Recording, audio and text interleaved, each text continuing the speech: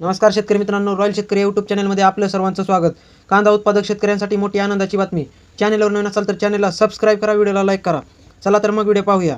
91.65 लाख शेतकऱ्यांच्या खात्यात 1892 कोटी.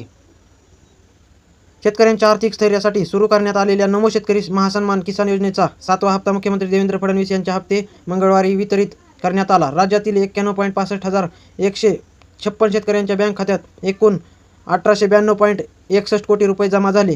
मंत्रालयात कृषी विभागातर्फे झालेल्या कार्यक्रमास उपमुख्यमंत्री एकनाथ शिंदे, अजित पवार तसेच कृषी मंत्री दत्तात्रय भरणे, अन्य मंत्री, मुख्य सचिव राजेश कुमार उपस्थित होते.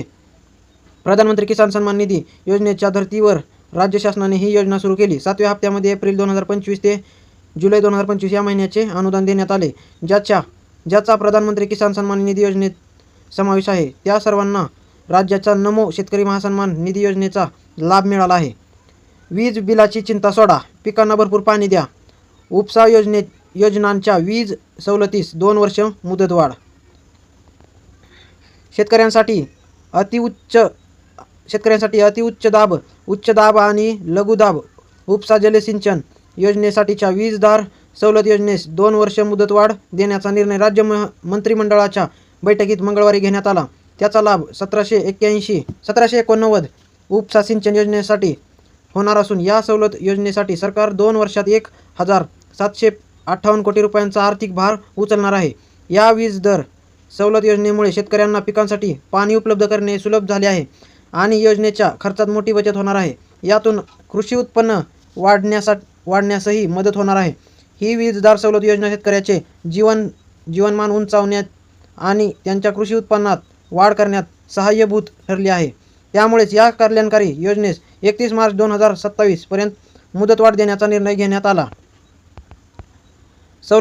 सवलतीचा वीज दर किती? योजनेत अतिउच्च दाब व उच्च दाब उपसा जलसिंचन योजना ग्राहकांसाठीचा सवलतीचा वीज दर प्रति युनिट 1.16 रुपये आणि स्थिर आकार दरमहा 25 रुपये आणि स्थिर आकार दरमहा 25 रुपये प्रति KVA आणि लघुदाब उपसा जलसिंचन योजना ग्राहकांसाठी सवलतीचा वीज दर प्रति युनिट 1 रुपया आणि स्थिर आकार दरमहा 15 रुपये प्रति अश्वशक्ती. अशी सवलत 31 मार्च 2027 पर्यंत कायम ठेवण्यास मान्यता देण्यात आली. 886 कोटींची मंजुरी. सवलतीमुळे महावितरणला महसुली तुटीच्या भरपाईसाठी राज्य शासनाकडून 2025-26 या आर्थिक वर्षासाठी 886 कोटी 15 लाख रुपये आणि 2026-27 साठी 872 कोटी 23 लाख रुपये देण्यास मंत्रिमंडळाने मंजुरी दिली. तर मित्रांनो, आता आपण वळूया चालू घडीचे कांद्याचे मार्केटचे भाव. पिंपळगाव बसवंत उन्हाळी कांदा जास्तीत जास्त 1860 रुपयाने जाताना दिसत आहे. संगमनेर उन्हाळी कांदा 5911 क्विंटलच्या आवक असून जास्तीत जास्त 1800चा दर दिसत आहे. नागपूर पांढरा कांदा 1000 क्विंटलच्या आवक असून जास्तीत जास्त 2000चा दर दिसत आहे. कामठी लोकल कांदा 8 क्विंटलच्या आवक असून जास्तीत जास्त 2010 दर दिसत आहे. वडगाव पेठ लोकल कांदा 240 क्विंटलच्या आवक असून 1800चा दर दिसत आहे. अमरावती फळ आणि भाजीपाला लोकल कांदा 270 क्विंटलच्या आवक असून जास्तीत जास्त 3000चा दर दिसत आहे. हिंगणा लाल कांदा 2 क्विंटलच्या आवक असून जास्तीत जास्त 2000 रुपयांचा दर दिसत आहे. सोलापूर लाल कांदा 20,280 क्विंटलच्या आवक असून जास्तीत जास्त 2200ने जाताना दिसत आहे. सातारा लोकल कांदा 142 क्विंटलच्या आवक असून जास्तीत जास्त 2000 रुपयांचा दर दिसत आहे. शिरूर कांदा मार्केट 1759 क्विंटलच्या आवक असून जास्तीत जास्त 1800 भावाने जाताना दिसत आहे. दौड केडगाव 3384 क्विंटलच्या आवक असून जास्तीत जास्त 1800 भावाने जाताना दिसत आहे. चंद्रपूर गंजवड 400 क्विंटलच्या आवक असून जास्तीत जास्त 2800 भावाने जाताना दिसत आहे. कोल्हापूर 3296 क्विंटलच्या आवक असून जास्तीत जास्त 1800 भावाने जाताना दिसत आहे.